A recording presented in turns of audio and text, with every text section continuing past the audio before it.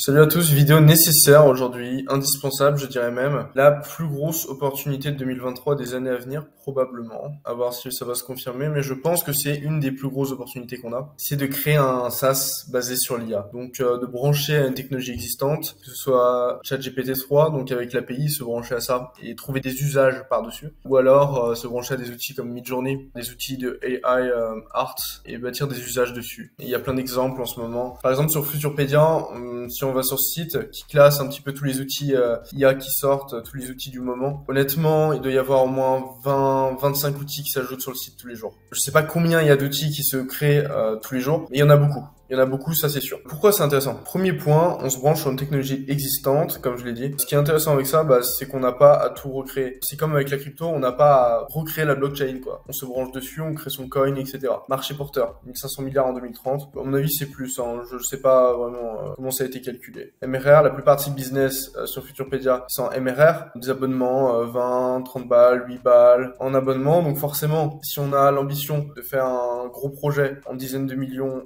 forcément, le MRR indispensable. C'est un high valuation business. Et dernier point, je dirais qu'on est encore au début. Même si c'est pas le tout début, il me semble qu'il y avait une stat comme ça, seulement 8%, 10% des gens ont utilisé ChatGPT ou connaissent ChatGPT. Ça veut dire qu'on est quand même au début, hein. La plupart de l'humanité n'est même pas au courant. Pour un business sur les SaaS, il y a vraiment des trucs à éviter que j'ai compris en appelant un mec qui s'appelle Léo Olsen. Je l'ai appelé, comme ça, on a discuté un petit peu de ce que je faisais avant, dans l'infoproduit. C'était super intéressant parce que je lui ai demandé un petit peu quelles étaient, selon lui, les grosses erreurs quand on fait un business de high valuation comme ça. Que ce soit un SaaS, des projets assez conséquents comme ça, dans le but de faire un exit en général. Le premier truc qu'il m'a dit, c'est de ne pas faire un truc qui te plaît, ne pas faire un truc qui a l'air cool, ne pas faire une idée, ah ouais, ce serait vraiment super d'avoir un business sur ça. Oh, si j'avais un software sur ça, ce serait vraiment cool. C'est pas une bonne idée. Ça marche jamais, ça crée que des problèmes. La plupart du temps, le marché, il va pas réagir. Toi, ça te paraît génial comme idée, mais le marché, en fait, il va pas sortir sa CB pour acheter ça, et les gens, en fait, ils s'en battent les couilles.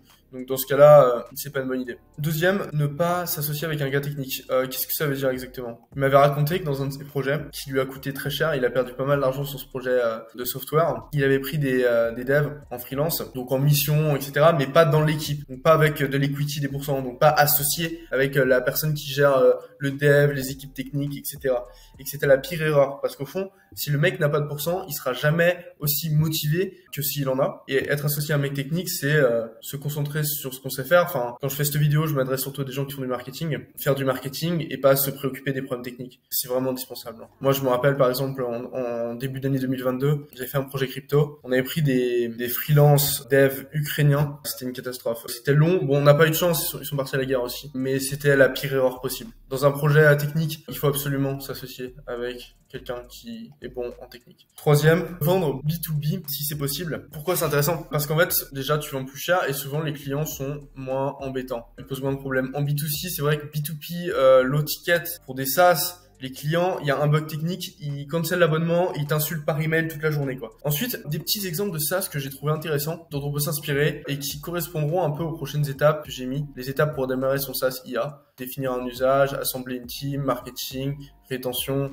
exit. Je trouve ces exemples super intéressants parce qu'ils ont bien compris le concept de trouver un usage. Premier, c'est Lensa, bon, assez connu. Ils ont fait 10 millions en une semaine, il me semble, sur ce projet. Les mecs, ils ont juste vu qu'il y avait des générateurs d'images AI. Ils se sont dit, on va juste trouver les bons prompts et en faire une sorte d'application pour un peu les jeunes, etc., pour faire des photos de profil. C'est un usage super smart, super simple. Il y a rien d'incroyable et de compliqué, mais ils l'ont fait. Ça a marché. Ils ont été assez rapides pour le lancer. Cet exemple, je le trouve très intéressant. Ensuite, Hopi Copy. À la place de faire un truc copywriting général comme Jasper qui existe déjà, eux, ils ont été malins, ils se sont dit, on va juste faire ça pour les emails. Donc c'est un outil spécialisé. Et juste le fait de rendre l'outil spécialisé le rend plus spécifique et du coup plus intéressant pour les gens. Donc cet usage, je le trouve très intéressant aussi. Ils ont un abonnement, il y a pas mal de clients sur leur truc, donc c'est pas mal. Et le dernier, c'est Flicky.ai. Un peu plus complexe à réaliser, mais je le trouve super intéressant. C'est pareil, ils ont pris un usage et ils en ont fait un outil qui marche très très bien. L'outil est super, mais ils ont vraiment pas mal de MRR. Tu écris un texte, en fait tu donnes un script plutôt, et ça va rajouter la vidéo et la voix AI. Il y avait des outils qui faisaient texte pour faire une voix AI ensuite, et il y avait d'autres outils qui faisaient texte pour faire des vidéos. Et eux, ils se sont dit, on combine les deux, on fait les deux tout d'un coup, et c'est comme ça qu'ils sont sortis cet outil. Je trouve ça super intéressant. Du coup, les étapes pour démarrer sont SaaS IA. Premier, définir un usage. Donc, on a déjà vu un petit peu les usages ici, mais c'est super important. Honnêtement, c'est la partie la plus importante, je pense, pour un projet comme ça. Si l'usage n'est pas bon, les gens vont pas payer. S'il n'y a pas de marché, c'est pas la peine. Trouver un usage, c'est le plus important. De loin. Par exemple, copywriting AI, photo profil AI, un truc que les gens veulent vraiment. Assembler une team, j'en ai déjà un peu parlé au-dessus. Indispensable de s'associer avec un mec technique, surtout pas un développeur pour une simple mission. La minimum viable team, bon, j'ai trouvé ce nom, j'ai inventé ce nom. C'est un gars technique et un gars qui est chaud en marketing. Troisième, pour le marketing, pas mal d'idées possibles. Moi, je dirais d'abord, pour le marketing, une note que j'ai pas écrite ici, mais c'est de vendre et de tester avant même que l'outil soit lancé. Créer une waitlist par exemple, faire des comptes Twitter, etc. Pour déjà en faire la promotion avant même que ça sorte en fait. Faire une newsletter, etc. Comme ça, on peut déjà un peu juger la réaction des gens. Est-ce que les gens sont vraiment intéressés par l'outil? S'il y a personne qui s'inscrit à la waitlist, on peut se dire, ouais, peut-être que les gens s'en foutent en fait de l'outil. Et ça peut faire éviter de perdre de l'argent et du temps. Ensuite, en canal d'acquisition, influenceurs, des mecs qui parlent de tech, tu peux par exemple leur dire, si tu RT, je te donne un accès gratuit à l'outil, ou alors les payer pour qu'ils fassent une vidéo YouTube sur l'outil, etc. Tuteur, growth organique, faire du contenu, ramener des gens sur le software ou sur une newsletter. Une newsletter que j'aime pas mal s'appelle Smoking Robot. Le mec, il a fait un compte Twitter, il a fait la promotion de sa newsletter, il doit être 30 000 maintenant dessus. Et après, il fait la promotion d'outils IA dessus. Donc c'est vachement smart. Bouche-oreille, bon, basique. Affiliation. Les outils IA en général c'est 30%, etc. Moi je pense que c'est une bonne strat d'aller jusqu'à 50%. Et site générateur, ça c'est un petit peu un gros hack. C'est de faire des petites applications, des petits sites comme ça. Business ID Generator, un truc tout bête, hein. API vers OpenAI. Prompt génère des business ID. Le mec il génère sa business ID et pour récupérer sa business ID, il doit donner son email. Donc on récupère des emails comme ça et ensuite on pourra envoyer des emails marketing pour faire la promotion du logiciel. Donc ces idées-là sont pas mal. Moi je vais faire pareil avec un site où je répertorie les prompts en français. Et en fait, il y aura plein de prompts, ce sera super. Et les gens, pour récupérer les prompts, ils devront rentrer leur email. Donc comme ça, en fait, je vais récupérer des emails gratuits sans rien faire. Et derrière, je pourrais les utiliser pour faire la promotion de certains de mes projets. Ensuite, rétention. Super important. Je pense que c'est le plus important dans un SaaS. Que les gens restent. Bah oui, c'est bien beau de ramener des gens sur ton SaaS, mais s'il y a personne qui reste, bah en fait, tu pourras jamais le revendre. Ce sera pas viable à long terme, quoi. Comment faire pour que les gens restent? Avoir un produit super. Donc là, ça demande d'avoir quelqu'un qui est très bon UI, UX à la tech. Il faut vraiment quelqu'un d'exceptionnel. Et ensuite, créer une relation forte en numéro 2 pendant les 100 premiers jours. Il y a une stat qui est super intéressante des SaaS, c'est que les 3 premiers mois déterminent combien de temps la personne va rester. Si la personne, elle arrive à passer ce cap les 3 premiers mois, il y a de fortes chances qu'elle reste très longtemps. Créer une relation super forte pendant les 100 premiers jours, c'est ce qui va faire que la personne va rester. Et c'est la période critique sur laquelle il faut réussir à faire le maximum d'efforts. 3, c'est l'onboarding. L'onboarding, c'est quand tu viens de payer le SaaS, boum, tu as accès au logiciel. Qu'est-ce qui se passe? L'onboarding, c'est on explique comment ça marche un petit peu, les étapes, etc.